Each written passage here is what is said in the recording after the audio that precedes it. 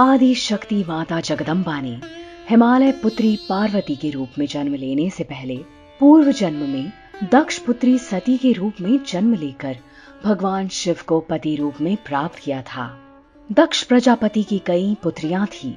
सभी पुत्रियां गुणवती थी, पर दक्ष के मन में संतोष नहीं था। वे चाहते थे उनके घर में एक ऐसी पुत्री का जन्म हो जो शक्ति संपन्न हो, सर्वविजयिनी हो। दक्ष एक ऐसी पुत्री के लिए तप करने लगे। तप करते करते बहुत समय बीत गया। तब भगवती माता जगदम्बा ने प्रकट होकर कहा, मैं तुम्हारे तप से प्रसन्न हूँ। मैं स्वयं पुत्री रूप में तुम्हारे यहाँ जन्म धारण करूंगी। मेरा नाम सती होगा। मैं सती के रूप में जन्म लेकर अपनी लीलाओं का विस्तार करूंगी।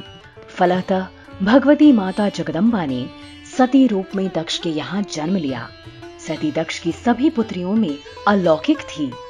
उन्होंने बाल्यकाल में ही कई ऐसे अलौकिक कृत्य कर दिखाए थे जिन्हें देखकर स्वयं दक्ष भी विस्मय की लहरों में डूब जाया करते थे।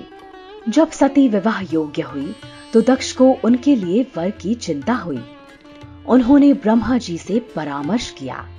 ब्रह्मा जी ने कहा, सती मां जगदम्बा का अवतार है। मां जगदम्बा आदि शक्ति हैं और शिव आदि पुरुष हैं। अतः सती के विवाह के लिए शिव ही योग्य और उचित वर हैं। वहीं दूसरी तरफ दक्ष पुत्री सती पूर्व व्रत के अनुसार भगवान शिव को पति रूप में प्राप्त करने के लिए वे कभी निराहार रहती तो कभी रात्रि जागरण करती, कभी विशेष पूजा करती और नियमित शिव के जाप में लगी रहती।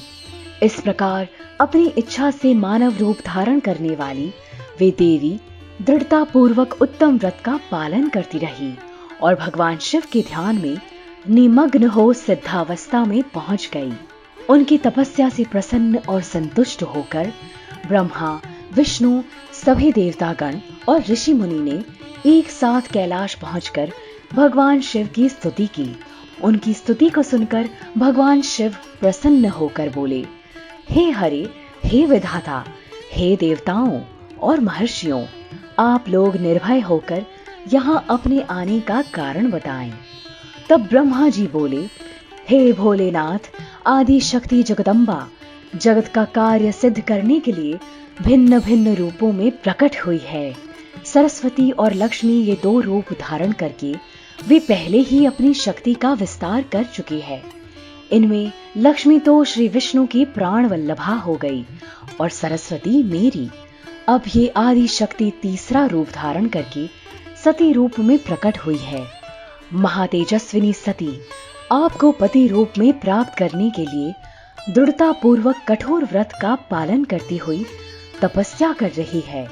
हे महेश्वर, आप उन्हें वर देने के लिए जाइए और सती को उनकी तपस्या के अनुसार वर देकर उनके साथ विवाह कीजिए। भगवान विष्णु, मेरी तथा इन सभी देवताओं की यही इच्छा है। तब भक्त वत्सल भगवान शिव ने हंसकर कहा, बहुत अच्छा, ऐसा ही होगा। तत्पश्चात नवमी तिथि को ध्यान मग्न हुई सती को भगवान शिव ने प्रत्यक्ष दर्शन दिए और उन्हें अपनी पत्नी रूप में स्वीकार्य किया। तत्पश्चात बड़े धूमधाम के साथ चैत्र मास के शुक्ल पक्ष की त्रयोदशी तिथि को भगवान शिव और देवी सती का विवाह हुआ। विवाह के बाद भगवान शिव प्रथम गणों और अपनी देवी सती के लिए कैलाश आ गए और वहां आनंदित होकर दक्ष कन्या सती के साथ विहार करने लगे।